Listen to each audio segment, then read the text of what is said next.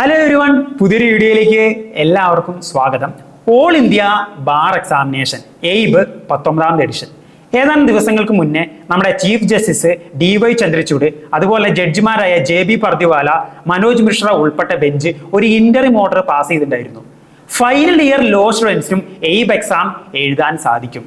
മുൻ വർഷം വരെ എൻറോൾ ചെയ്ത വക്കീലന്മാർക്ക് മാത്രമേ എയ്ബ് എക്സാം എഴുതാൻ സാധിക്കുകയുള്ളൂ. ഇനി അങ്ങോട്ട് എൻറോൾ ചെയ്ത വക്കീലന്മാരോടൊപ്പം ഫൈനൽ ഇയർ പഠിക്കുന്ന ലോ സ്റ്റുഡൻസിനും എയ്ബ് എക്സാം എഴുതാൻ സാധിക്കും എന്നായിരുന്നു ആ ഇന്ററിം ഓർഡറിൽ ഉണ്ടായിരുന്നത്.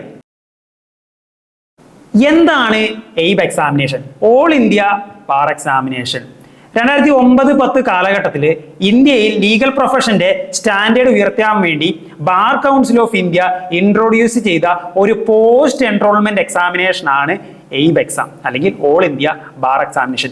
ഇതിനെ പോസ്റ്റ് എൻറോൾമെന്റ് എക്സാം എന്ന് വിളിക്കാൻ കാരണം എന്താ വെച്ച് കഴിഞ്ഞാൽ എൻറോൾ ചെയ്ത് കഴിഞ്ഞ് എഴുതേണ്ട ഒരു പരീക്ഷ ആയതുകൊണ്ടാണ് അതിന് പോസ്റ്റ് എൻറോൾമെന്റ് എക്സാമിനേഷൻ എന്ന് പറയുന്നത്. നമ്മൾ ഹൈക്കോടതിയിൽ പോയി എൻറോൾ ചെയ്യുന്നു. ആ എൻറോൾമെന്റ് എന്ന് പറയുന്നത് ഒരു പ്രൊവിഷണൽ എൻറോൾമെന്റാ, താൽക്കാലിക എൻറോൾമെന്റാ. ആ എൻറോൾമെന്റ് സ്ഥിരമാവണമെങ്കിൽ നമ്മൾ എയ്ബ് പാസ്സായിരിക്കണം. അതായത് എൻറോൾ ചെയ്ത് 2 വർഷത്തിനുള്ളിൽ നമ്മൾ എന്ത് ചെയ്യണം? എയ്ബ് പാസ്സായിരിക്കണം നമ്മൾ. അങ്ങനെ എയ്ബ് പാസ്സായി കഴിഞ്ഞാൽ നമുക്കൊരു certificate of practice bar council of India issue ചെയ്യും. COP എന്ന് തന്നെ പറയാം. ആ COP ഉണ്ടെങ്കിൽ നമുക്ക് ഇന്ത്യയിലുള്ള ഏതൊരു കോടതിയിൽ നമുക്ക് എന്ത് ചെയ്യാം? പ്രാക്ടീസ് ചെയ്യാൻ നമുക്ക് പറ്റും. പിന്നെ ഇനി എല്ലാവർക്കും എയ്ബ് എഴുതണോ? വേണ്ട, എല്ലാവർക്കും എയ്ബ് എഴുതേണ്ട ആവശ്യമില്ല. പ്രാക്ടീസ് ചെയ്യുന്ന ലോയേഴ്സ്, കോർട്ടിലും ട്രൈബ്യൂണലിലും പ്രാക്ടീസ് ചെയ്യുന്ന ലോയേഴ്സ് മാത്രം എഴുതി ക്ലിയർ ചെയ്താൽ മതി ഈ എയ്ബ്. അടുത്ത് നമുക്ക് ഈ എക്സാമിന്റെ രീതി നമുക്കൊന്ന് പരിശോധിക്കാം. ഈ എക്സാം എന്ന് പറയുന്നത്, ഓൾ ഇന്ത്യ ബാർ എക്സാമിനേഷൻ എന്ന് പറയുന്നത് ഒരു ഓപ്പൺ ബുക്ക് എക്സാം ആണ്. നമുക്ക് ബുക്സ് കൊണ്ടുപോകാൻ പറ്റും എക്സാം ഹോളിലേക്ക്. ഇനി ബുക്സ് എന്ന് പറഞ്ഞാൽ ടെക്സ്റ്റ് ബുക്കോ കമന്ററികളോ ഒന്നും കൊണ്ടുപോകാൻ പറ്റില്ല. ബേർ ആക്ടുകൾ മാത്രമേ നമുക്ക് കൊണ്ടുപോകാൻ പറ്റുള്ളൂ. ഓക്കെ, അപ്പോൾ ബാർ കൗൺസിൽ ഓഫ് ഇന്ത്യ ഈ എയ്ബിന്റെ സിലബസ് ഇറക്കിയിട്ടുണ്ട്, നോട്ടിഫിക്കേഷൻ ഇറക്കിയിട്ടുണ്ട്. അതിൽ പറയുന്ന സബ്ജക്ട്സിന്റെ ബേർ ആക്ട്സ് നമുക്ക് എന്ത് ചെയ്യാം? എക്സാം ഹോളിലേക്ക് കൊണ്ടുപോകാം. എന്നിട്ട് അത് നോക്കി നമുക്ക് എന്ത് ചെയ്യാൻ പറ്റും? പരീക്ഷ എഴുതാൻ പറ്റും. ഇത് എയ്ബ് എക്സാമിനേഷൻ ഒരു ഓഫ്ലൈൻ എക്സാമിനേഷൻ ആണ്. ഓക്കെ, ഒരു ഓഫ്ലൈൻ എക്സാമിനേഷൻ ആണ്. അതുപോലെ തന്നെ 3 മണിക്കൂറാണ് എക്സാമിന്റെ ഡ്യൂറേഷൻ എന്ന് പറയുന്നത്. കേരളത്തിൽ 2 പ്രധാനപ്പെട്ട സെന്ററുകളാണ് ഉള്ളത്. ഒന്ന് എറണാകുളം, മറ്റൊന്ന് ട്രിവാൻഡ്രം ആണ്. പിന്നെ അതുപോലെ തന്നെ എയ്ബ് പാസ്സാവാൻ, എയ്ബിൽ 100 ചോദ്യങ്ങളാണ് മൊത്തം ഉള്ളത്. എയ്ബ് പാസ്സാവാൻ ജനറൽ OBC കാറ്റഗറിക്ക് 45 മാർക്കാണ് വേണ്ടത്. 45 മാർക്ക് മിനിമം ഉണ്ടെങ്കിൽ ജനറൽ OBC കാൻഡിഡേറ്റ്സ് എന്ത് ചെയ്യും? Abe exam പാസ്സാവും. അതുപോലെ തന്നെ SC ST ഡിസബിലിറ്റി ഉള്ളവർ 40 മാർക്ക് മതി. SC ST ഡിസബിലിറ്റി ഉള്ളവർ 40 മാർക്ക് ഉണ്ടെങ്കിൽ എന്ത് ചെയ്യുക? എയ്ബ് പാസ്സാവും. ഇനി അടുത്ത നമുക്ക് ഈ എയ്ബ് എക്സാമിന്റെ സിലബസ് നമുക്കൊന്ന് പരിശോധിക്കാം.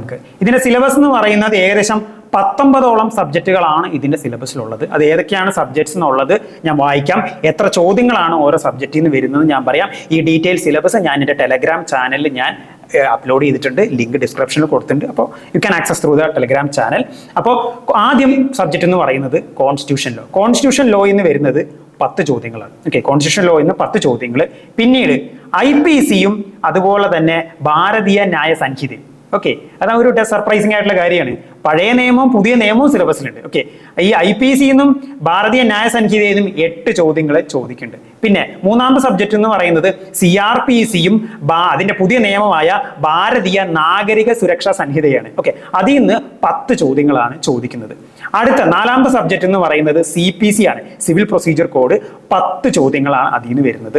അടുത്തത് 5ാമത്തെ സബ്ജക്റ്റ് എന്ന് പറയുന്നത് എവിഡൻസ് ആക്ടും അതിന്റെ പുതിയ നിയമവും. ഓക്കെ, ഭാരതീയ സാക്ഷ്യ അധിനിയം. അതിൽ നിന്ന് 8 ചോദ്യങ്ങളാണ് ചോദിക്കുന്നത്.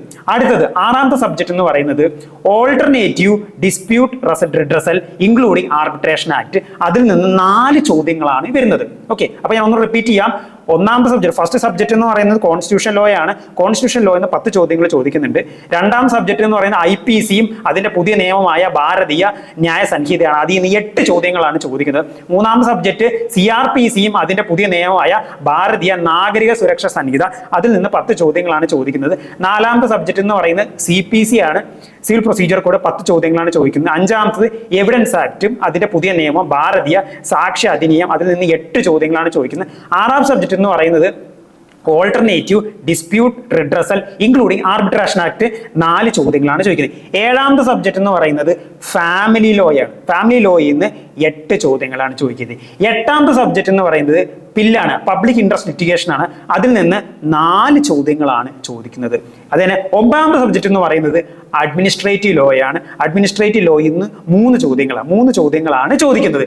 10ാമത്തെ സബ്ജക്ട് എന്ന് പറയുന്നത് professional ethics and cases of professional misconduct under bar council of India rules. അതിൽ നിന്ന് 4 ചോദ്യങ്ങളാണ്. പ്രൊഫഷണൽ എത്തിക്സും അതുപോലെ തന്നെ bar council of India misconduct rules അതിൽ നിന്ന് 4 ചോദ്യങ്ങളാണ് വരുന്നത്. 11ാമത്തെ സബ്ജക്ട് എന്ന് പറയുന്നത് കമ്പനി ലോ ആണ്. കമ്പനി ലോയിൽ നിന്ന് 2 ചോദ്യങ്ങൾ.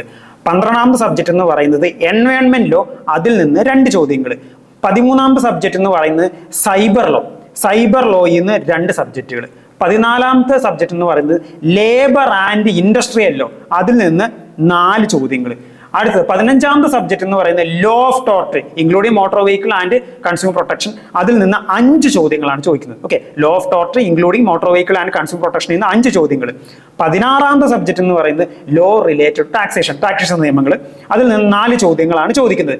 17ാമത്തെ സബ്ജക്ട് എന്ന് പറയുന്നത് law of contract including specific relief act, property laws, negotiable instrument, ഇതിന് എല്ലാത്തിനും കൂടി 8 ചോദ്യങ്ങളാണ് വരുന്നത്. ഓക്കെ, 8 ചോദ്യങ്ങളാണ് വരുന്നത്. Law of contract, specific relief too, property law, negotiable, ഈ 4 സബ്ജക്റ്റുകൾ കൂടി നിന്ന് 8 ചോദ്യങ്ങൾ. അടുത്തത് 18ാമത്തെ സബ്ജക്ട് എന്ന് പറയുന്നത് ലാൻഡ് അക്വിസിഷൻ ആക്ട്, അതിൽ നിന്ന് 2 ചോദ്യങ്ങൾ.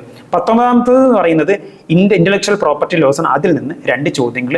അങ്ങനെ മൊത്തം 100 ചോദ്യങ്ങളാണ് നമ്മുടെ എയ്ബ് എക്സാമിന്റെ 19ാം എഡിഷൻ സിലബസിൽ ഉള്ളത്. 19 സബ്ജക്റ്റും 100 ചോദ്യങ്ങളും.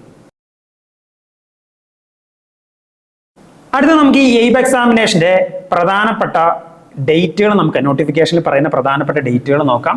ഈ എയ്ബ് അപ്ലൈ ചെയ്യാനുള്ള ഒഫീഷ്യൽ സൈറ്റ് ഞാൻ ഡിസ്ക്രിപ്ഷനിൽ കൊടുത്തിട്ടുണ്ട്. അതുപോലെ തന്നെ സ്ക്രീനിൽ നിന്ന് കാണാൻ പറ്റും. അതുപോലെ തന്നെ എൻ്റെ ടെലഗ്രാം ചാനലിലും ഞാൻ അപ്ഡേറ്റ് ചെയ്തിട്ടുണ്ട്. എയ്ബ് അപ്ലൈ ചെയ്യാനുള്ള ഫീ കുറച്ച് കൂടുതലാണ്. ഓക്കെ, ജനറൽ OBC കാൻഡിഡേറ്റ്സിന് 3500 രൂപയാണ് എയ്ബ് അപ്ലൈ ചെയ്യാൻ വേണ്ടത്.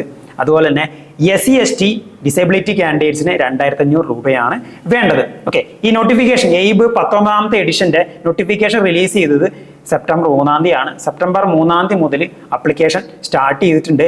ലാസ്റ്റ് ഡേറ്റ് ഓഫ് അപ്ലിക്കേഷൻ വരുന്നത് 25th of October ആണ്. ഒക്ടോബർ 25-ാം തീയതിയാണ് ലാസ്റ്റ് ഡേറ്റ് ഓഫ് അപ്ലിക്കേഷൻ. ഇനി എക്സാം ഡേറ്റ് വരുന്നത് നവംബർ 24-നാണ് എക്സാം ഡേറ്റ് വരുന്നത്. ഇപ്പൊ കഴിഞ്ഞ വർഷവും അപ്ലിക്കേഷൻ റിലീസ് ചെയ്ത് അത് പിന്നീട് ഒരുപാട് തവണ എക്സ്റ്റെൻഡ് ചെയ്ത് എക്സാം ഒരുപാട് ഡേറ്റുകൾ എക്സ്റ്റെൻഡ് ചെയ്ത് അവസാനം കഴിഞ്ഞ വർഷം ഡിസംബർ 10-ാം തീയതിയാണ് എക്സാമിനേഷൻ നടന്നത്. ഇത്തവണ എക്സാം ഷെഡ്യൂൾ ചെയ്തത് നവംബർ 24-നാണ്. ഹോപ്പ്ഫുള്ളി അതേ ദിവസം തന്നെ എക്സാം നടക്കുമെന്ന് നമുക്ക് പ്രതീക്ഷിക്കാം. അപ്പോൾ ഇത്രയും കാര്യങ്ങളാണ് എയ്ബ് എന്ന് പറയുന്നത് പോസ്റ്റ് എൻറോൾമെന്റ് എക്സാമിനേഷൻ ആണ്. ഏറ്റവും ലേറ്റസ്റ്റ് ഡെവലപ്മെന്റ് എന്ന് പറയുന്നത് ഫൈനൽ ഇയർ ലോ സ്റ്റുഡൻസിനും എന്ത് ചെയ്യാം, എയ്ബ് അറ്റൻഡ് ചെയ്യുക എന്നുള്ളൊരു പുതിയൊരു ഓർഡർ സുപ്രീം കോടതി ഒരു ഇന്ററിം ഓർഡർ പാസ് ചെയ്തിട്ടുണ്ട്. അതിന് ഡീറ്റെയിൽ ആയിട്ട് notification bar council of India അത് വരും ദിവസങ്ങളിൽ റിലീസ് ചെയ്യും. അപ്പോൾ ഈ കണ്ടന്റ് എല്ലാവർക്കും ഹെൽപ്ഫുൾ ആയെന്ന് വിചാരിക്കുന്നു. ഹെൽപ്ഫുൾ ആയെങ്കിൽ ഉറപ്പായിട്ട് സപ്പോർട്ട് ചെയ്യുക, ലൈക്ക് ചെയ്യുക, കമന്റ് ചെയ്യുക, അതുപോലെ നിങ്ങളുടെ ഫ്രണ്ട്സിനെ ഷെയർ ചെയ്ത് കൊടുക്കുക. Thank you.